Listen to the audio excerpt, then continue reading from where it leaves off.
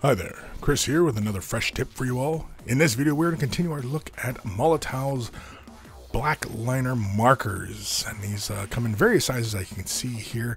And so with the previous video, we had shown some old school techniques as far as blacklining on miniatures and what you can do with them, but we can also use these things as they're intended, as little writing markers. And as you can see here, I'm going to use the 0.1 millimeter. And basically with this little guy here, I'm going to use the side of this rhino. We can freehand designs, if you are so inclined, onto a model surface. Now again, these are water-based inks that come out of the pen, so they will sit on top of the water-based acrylic paints you typically use on these models. Here, I'm going to quickly illustrate just basically drawing a ultramarine symbol, because we use an ultramarine blue on this vehicle just for completeness sake. Now, you can use this to outline your designs, or you can use it just to create black designs on your models, whichever.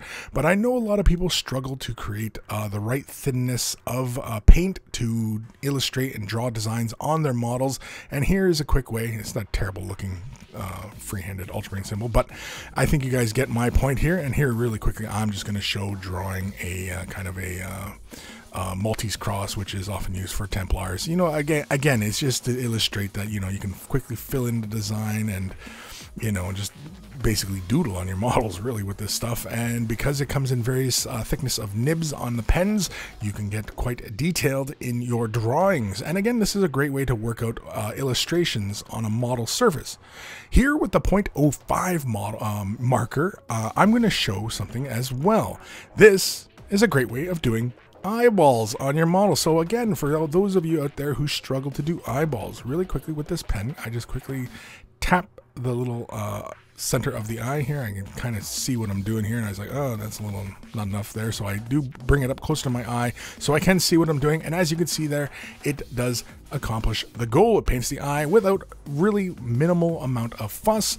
But that's a few uses of the markers. I'm sure there are many more that you guys can do.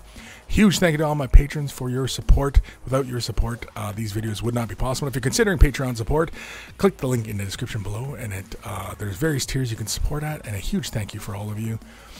Take care of those brushes, and they will take care of you.